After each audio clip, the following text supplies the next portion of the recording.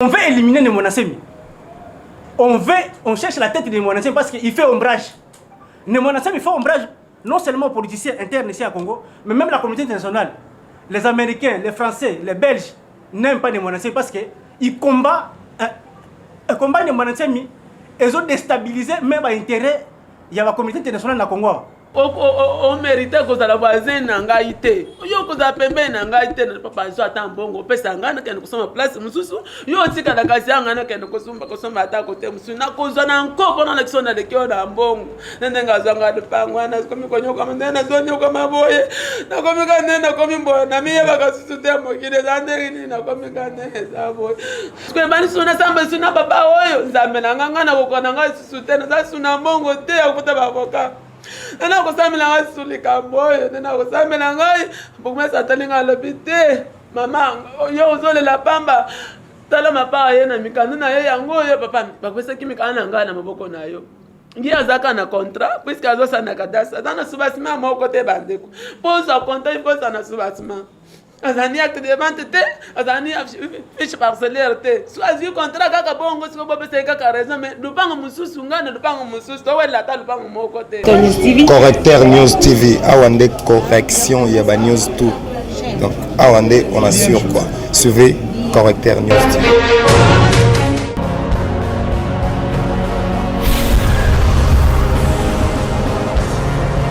S'abonner massivement Correcteur News avec Yemoko Rachou la caramel check c'est pas pareil.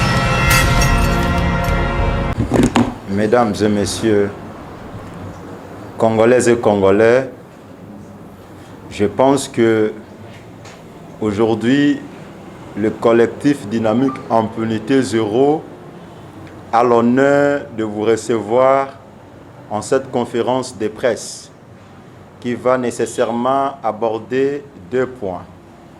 Le premier point est relatif à l'historique de l'impunité en RDC et le second point concerne les arrestations arbitraires et inégales dont beaucoup d'entre nous sont victimes et ont été victimes.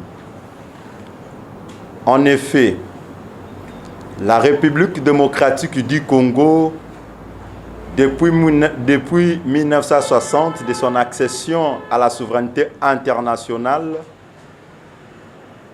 c'est alors que l'impunité a été inaugurée. En parlant de l'histoire de l'impunité en République démocratique du Congo, nous avons fouiné dans le passé lointain et nous nous sommes retrouvés d'abord dans la commission des biens mal acquis avec Mobutu dans le concept zarianisation.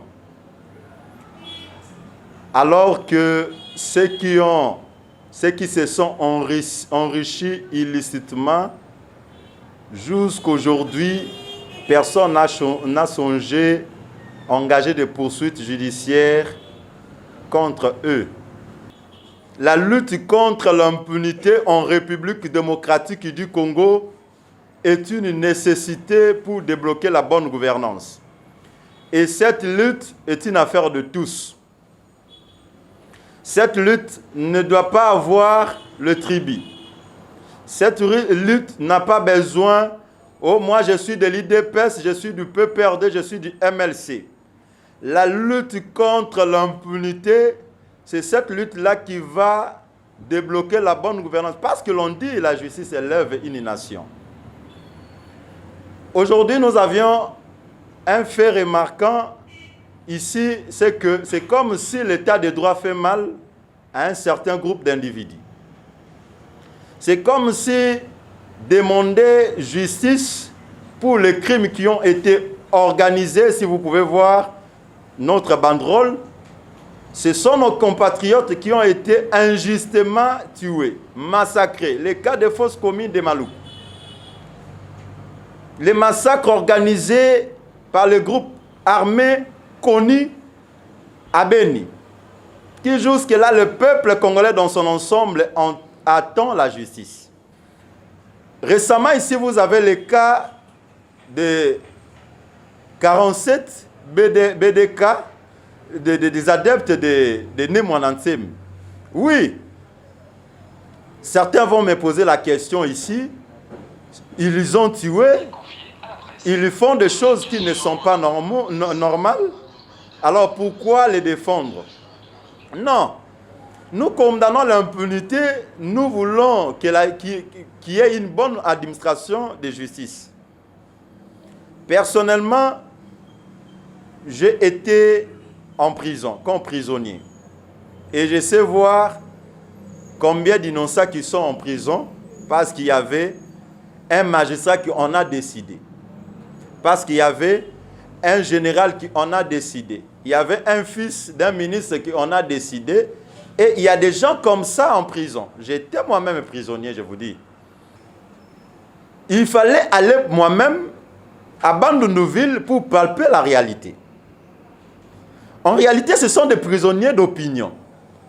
Parce que personne ne peut me justifier qu'ils sont un groupe insurrectionnel. Preuve en est qu'ils sont détenus sans une décision judiciaire, mais ils sont détenus à distance.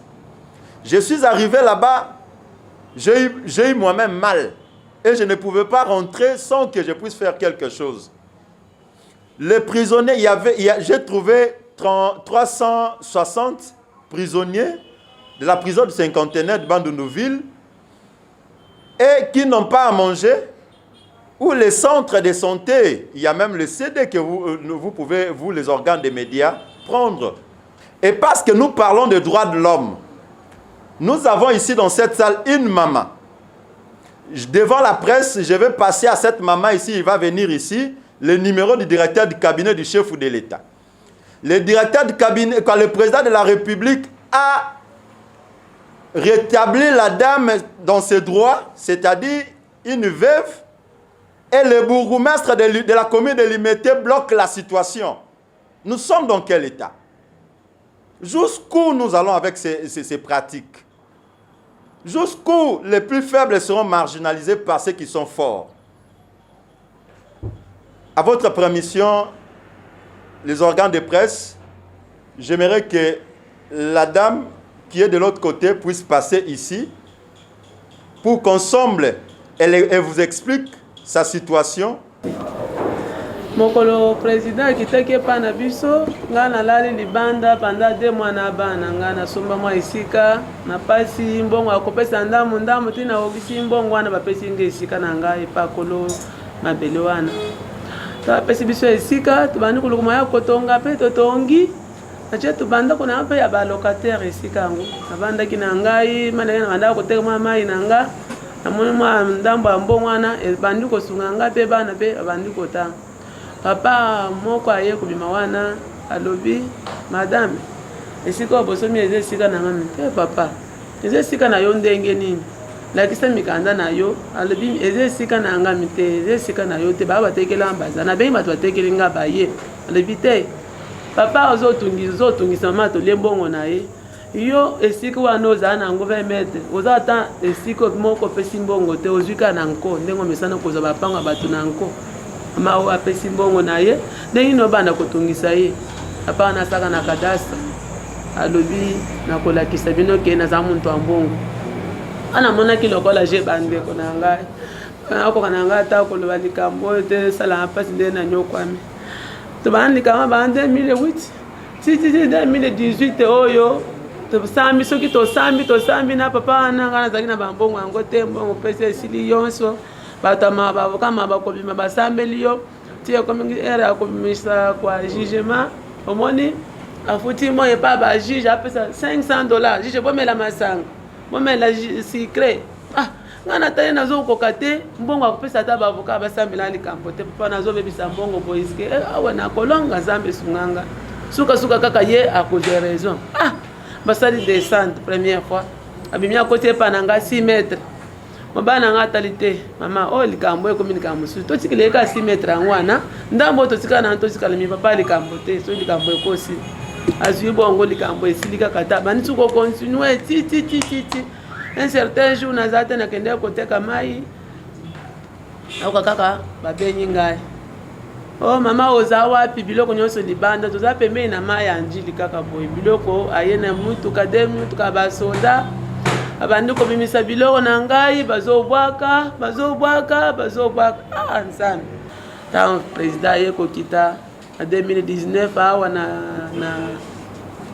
12e mois le 23 décembre namoni nzambe na bana koteka mama président akiti mama azoya na quartier na biso na kati na ngambangu nga nazoya na ye azokita tik jusque kaka na esika ngo babotoli nga lupango bakiti tango azokita nga pe na nzambe na nga sunga nga bato ebele boye na komona président ndenge nini na menji ko profile na se boye na kota esimba kite na kena baluki na siman esika ngo nazolala wana nazovanda wana na mai kama mai anjili yango ne na kena baluki na masidi kolwa ya batol na bandi kolela président mi président sunga ngai nazola libana bana ngande nazonyoka makonde somona ngabo titi naleli président yekotelema anga yekotelema banda kokende po continuer ke akende sika babengelaki ye atale sika ma yekotaka na ndanu na quartier ndanu tanga akende ki lisusu te hamoni asignale baninga na yatali ba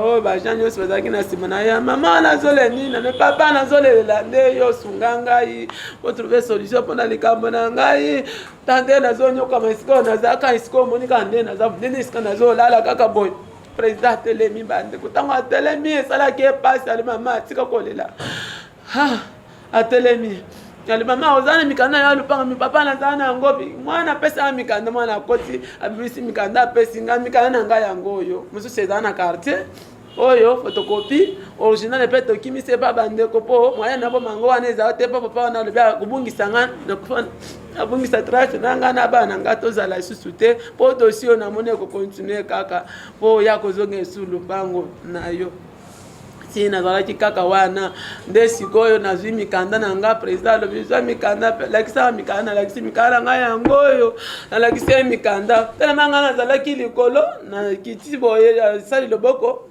président alimete bourgmestre oyebi dossier ya mama oyo bourgmestre alobie nga mpe nalobi kaka na bourgmestre likambo ayebi yango me azovandela ngo kaka mwa ayeba tala nga eza te jekoko aza wana asapesa na transport soki te 3 fois mpo na dossier na ngai mais papa na azokorompre kaka na mbongo azokorompre kaka maye nazwa raison na nga eza te nde sikoyo azwi mikanda pesa bourgmestre alimete apesi bourgmestre alimete nde alobi mama kolele susu te naza na posa na yo bourgmestre alimete memela mama oyo lobi nde ezalaki na poko alobi te lobi na bajuise memela mama oyo naza na posa na ye mpo na sise likambo na ye bandeko ntango esali bongo ayebisi mama kolele susu te nalobi papa na kolele susu te bosunga ngai nazwa solution esika na ngai nde sikoyo nakisi bango banduke na nzela kangamaki so nayebaki susu te baye kokende wana ntongo nango sikoyo bana bazorapelenga mama sano oki okende balobaki olanda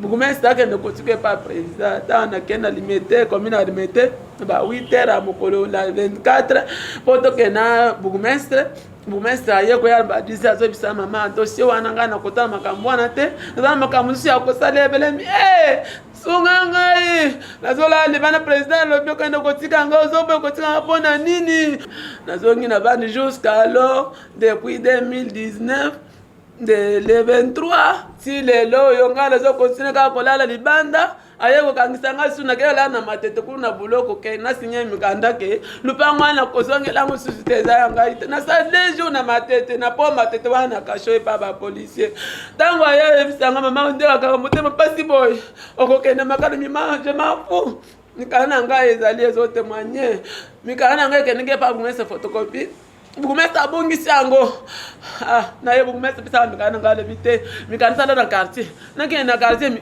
mikanda eza awa eza kaka oyo yayo ya original basi bakomi yango fiche annulé bokomi fiche na ngai annulé mpo na nini siko oyo adversaire le bien bon ile yanga siko yaye oyo asalisi eza wapi o mama kotuna bongo te bande kona ni bozo sala bo biso tozanyi mbongo tokosuka wapi yango na eli na le bien bande ko bo yibisa president bo komisa na ndoko ya president mala batikila ki bugu mesa to sina ete puisque azande kwa ba o adversaire botolinga le biba ko botolo susu lupango wana ba botola nesie wana bazangu susu lupango na yote bakolukilo situation mususu bano kilanga susu ndenge ni bapesanga kaka esika na ngai bapesa esika na ngata basi babuki banda ko nyonso eza ko buka mabilo ko nyonso ko bebisa soki okeye kokuta ka ba koloni musu ya makasi nde tikala moko nde kisolo bangu na ngai za akanja che bakunzu babara banini eza wana menga nazola libana bana mutakola belanga azate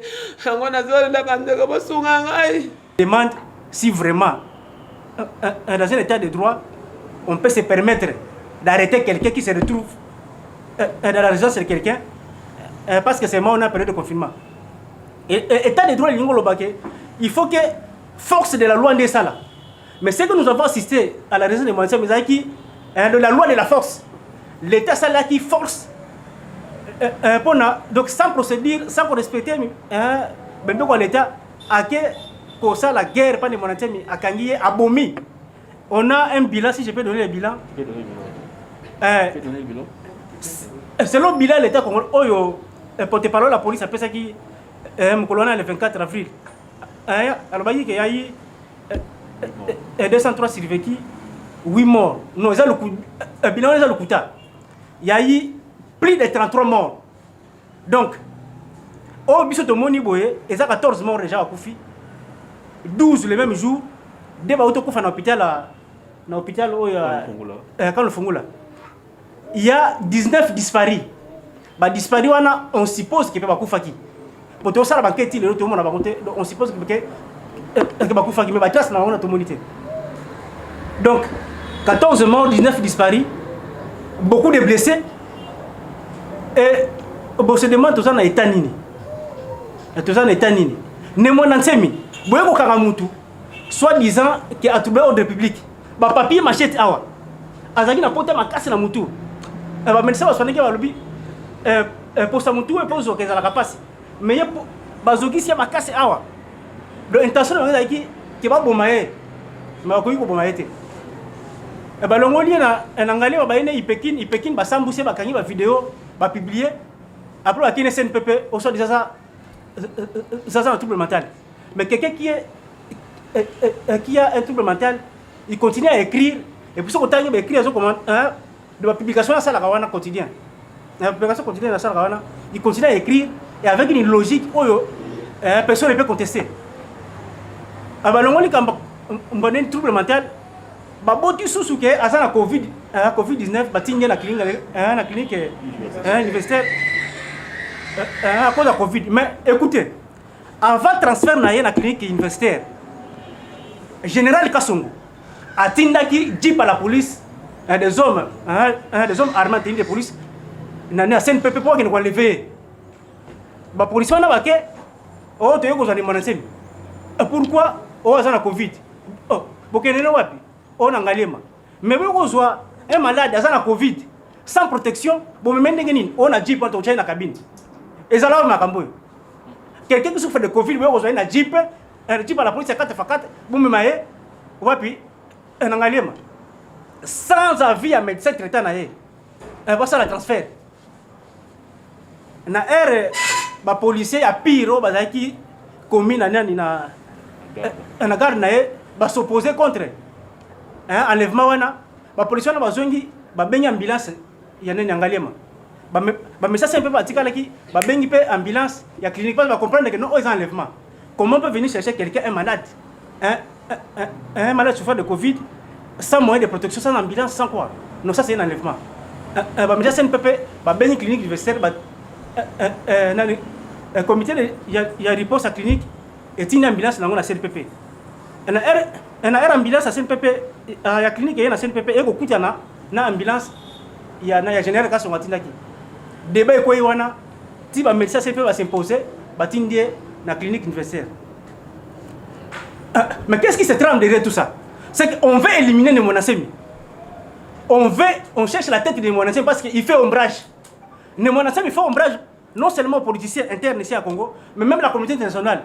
Les Américains, les Français, les Belges n'aiment pas Moanassem parce qu'ils combattent Moanassem. Ils ont déstabilisé même l'intérêt de la communauté internationale au Congo. Alors pour la communauté internationale, c'est que Moanassem, il faut bombarder. Ils utilisent les autorités congolaises. Les autorités congolaises pour bombarder en 2017, ils quitté à s'effader, à Kimi. Ils continuent à monter des complots pour assassiner les Moanassem. Ils ont battu Manassima, il y a maladie mentale, le coronavirus, et ainsi de suite. Comptons saisir le Conseil de sécurité sur tout ce qui se passe ici. Là, je vous parle ici comme jeune, mais je sais ce que je peux faire. En fait, je ne suis pas dans ce qu'ils sont en train d'évoquer, c'est leur secte. Moi, je suis sur le plan juridique et de défense des droits de l'homme. C'est ça la dynamique impunité zéro. En fait, moi, ce qui nous concerne ici, c'est qu'il y ait une justice juste.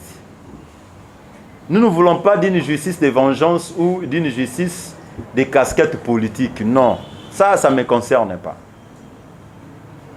Oh, je suis maqué. Moi, je sais que tous les Congolais sont Congolais. Qui que ce soit, vous êtes Congolais. Diba Congo, Diba Ndundu, Di Kassai. Moi, je suis Kassaïen, n'est-ce pas? Et je suis en train de défendre les gens du Bas-Congo. C'est pour l'unité nationale, d'après tout. Nous sommes un. Et le Congo restera un et indivisible, comme l'a déclaré Lumumba. Et c'est ce que nous sommes en train de faire. Mon souci est que, s'ils ont commis des infractions, qu'ils soient jugés conformément, alors là, ils sont condamnés. Mais ici, là où ils pourront mieux vivre, c'est-à-dire ils auront des visites. Parce que l'État congolais est incapable de nourrir à ses prisonniers. Alors, les amener là-bas, vous vous rendrez compte que un mouvement comme la dynamique impunité aujourd'hui, nous sommes en train de célébrer, je vous dis, un an d'existence. Nous arrivons quelque part là, vous trouvez que les prisonniers n'ont pas à manger. Et 360 prisonniers. Ils n'ont même pas de lit. Non, j'aurais préféré rester à l'année que rester dans cette prison des cinquantenaires. Moi, j'étais à l'année, j'étais au Kanchat, j'étais au Demiap, dans tout, sous Delphé Caïm. Mais Demiap, c'est mieux que là-bas. Demiap, c'est mieux que là-bas. En fait, parce que vous n'avez jamais été dans ces situations, vous ne pouvez pas sentir ce que je suis en train de sentir. J'ai été prisonnier pendant 8 fois sous le régime de Kabila. Je parlerai des arrestations, y compris des arrestations arbitraires, des cachots et des emprisonnements au secret, au Kanchat, des MEAP, etc. Non, mais j'envie Kanchat qui est là-bas. Et là-bas, alors que c'est une prison. De vivre en prison, comme détenu politique et de renforcer ses convictions, n'ai jamais vu perdre l'espoir, un jour viendra la liberté. Non, nous voulons qu'il y ait un état de droit. Un état de droit, ce n'est pas seulement le fait d'arrêter les gens. Non, l'État doit être capable de nourrir les prisonniers. L'État doit être capable de soigner les prisonniers lorsqu'ils tombent malades. 18 d'entre eux sont atteints de tuberculose. Ces personnes-là. Vous voyez ce qui se passe. Et il y a ceux qui ont des infections, communément appelées Mbasso, etc. Que tu Neko, non, le bana lingala. Oh, comment on a été. Non. J'ai entendu le journaliste d'antenne a dit un intérêt. Vous savez que si moi je dois poursuivre les intérêts sous le régime de Kabila, qui représente d'autres jeunes que vous voyez là comme un conseil d'administration que vous avez vu, par rapport à la lutte. Je vous ai toujours dit, Némi m'a pris, je parle devant les médias, à la présence de la République, à 23h du matin, de la nuit, pour négocier avec moi. C'est parce que je n'ai pas envie de vivre. Non, l'intérêt que nous devons défendre, c'est les Congolais et le Congo. La menace qui pèse sur la République et sur notre peuple est plus vaste que nous-mêmes. est plus vaste que nos ambitions. On n'a pas besoin d'argent pour vivre, car Dieu sait ce qu'il fait de tout un chacun. Mais nous avons besoin de défendre réellement les Congolais. Et cela en toute indépendance. Pense. Correcteur News TV, Awande correction, il y a News tout. Donc, Awande, on assure quoi. Suivez Correcteur News TV.